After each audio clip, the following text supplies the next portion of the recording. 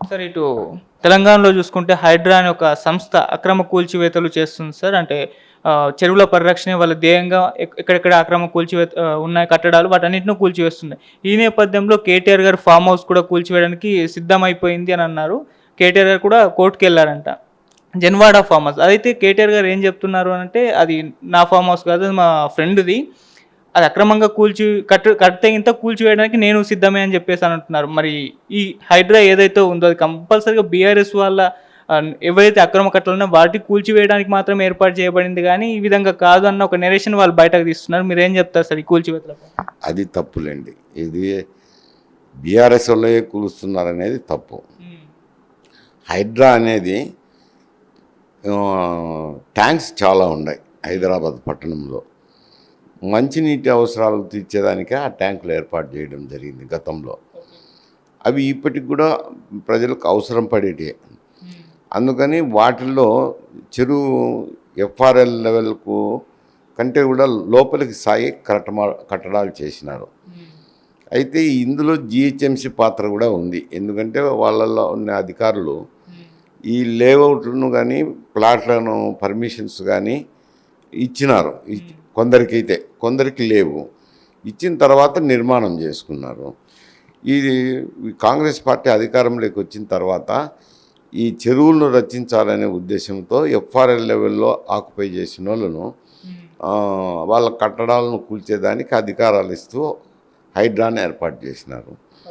ఒక సిన్సియర్ ఆఫీసర్ను కూడా వేసినారు, ఒత్తిళ్లకు లొంగకుండా ఉండే అధికారిని. ఆయన ఏమైనా కంప్లైంట్లు వచ్చినప్పుడు విచారించి వీటికి పర్మిషన్స్ ఉన్నాయా లేవా, ప్రభుత్వ భూమిలో ఉన్నాయా అని విచారించిన తర్వాత ఏవైతే అక్రమ కట్టడాలు ఉన్నాయో వాళ్ళని కూలగొడతారు. మరి కేటీఆర్ది నా పేరుతో లేదు, నా మిత్రుని పేరుతో ఉన్నాయంటే ఉండొచ్చు. రాజకీయ నాయకులకు ఎవరు తమ పేర్లతో పెట్టుకోరు, మిత్రుల పేర్లతోనే పెడుతుంటారు. ఆ పద్ధతిలో ఉందో లేక స్నేహితుందో ఆయనైతే అప్పుడప్పుడు పోయి వస్తాడన్న విషయం అయితే పత్రికల్లో ఉంది, చాలా మార్లు చూసినాము. ఒకవేళ అది పర్మిషన్స్ తీసుకున్నారో లేక ఆక్రమణ భూమిలో ఉందో నాకైతే సమాచారం లేదు. ఆక్రమణ భూమిలో ఉంటే అది బీఆర్ఎస్ కూర్చుతున్నారు, ఎవరిదైనా కొలుస్తున్నారు. ఇప్పుడు గండిపేటలో కూడా మన అక్రమ నిర్మాణాలను కూల్చేసినారు కదా, అన్ని రాజకీయ పార్టీలలో ఉన్నాయి కదా. అందులో ఎట్లంటారు, బీఆర్ఎస్లే గురుతున్నారని. ఏది వచ్చినా కానీ మా బీఆర్ఎస్ని దృష్టిలో పెట్టుకున్నారంటే తప్పులు చేసింటే బీఆర్ఎస్ అయినా వస్తారు, ఎవరైనా వస్తారు. సార్ ఇప్పుడు కేటీఆర్ గారు అది నాది కాదు నా ఫ్రెండ్ది అనడం పైన వీళ్ళైతే కౌంటర్ వేస్తున్నారు సార్.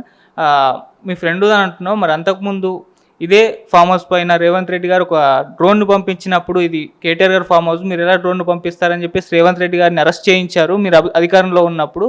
మరి అప్పుడు చెప్పలేదు మీ ఫ్రెండ్ది అని చెప్పేసి, ఇప్పుడు కూల్చివేతకు సిద్ధమైనప్పుడు చెప్తున్నారా అని చెప్పేసి వీళ్ళు కౌంటర్ వేస్తున్నారు. అవును, చెప్తాను కదా. రాజకీయ నాయకులు అధికారంలో ఉన్నప్పుడు ఏమైనా పర్చేస్ చేసినా కానీ కొంత ఆస్తులు మిత్రుల మీద పేరు పెట్టడమో నమ్మకస్తుల మీద పేరు పెట్టడమో జరుగుతుంటుంది. ఆ పద్ధతిలో కూడా జరిగిండొచ్చు. నాకైతే పూర్తి వాస్తవాలు తెలియవు. ఇంకా వాస్తవాలు తెలియనప్పుడు నేను దాని మీద కామెంట్ చేయడం కూడా బాగుండదు.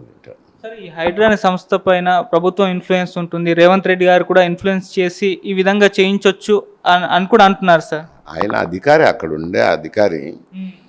ఆయన అంత తొందరగా రాజకీయ ప్రలోభాలకు లొంగే వ్యక్తి కాదు. నిష్పక్షపాతంగా వ్యవహరిస్తారని పేరుంది. వ్యవహరించవచ్చు నిష్పక్షపాతంగా. ఎందుకంటే ప్రభుత్వం స్థాపించిందే, మొదలు పెట్టిందే ఆ సంస్థను అక్రమ కట్టడాలను కూల్చేసేదానికి కానీ శత్రువుల మీద ఉపయోగించేదానికి కాదు కదా.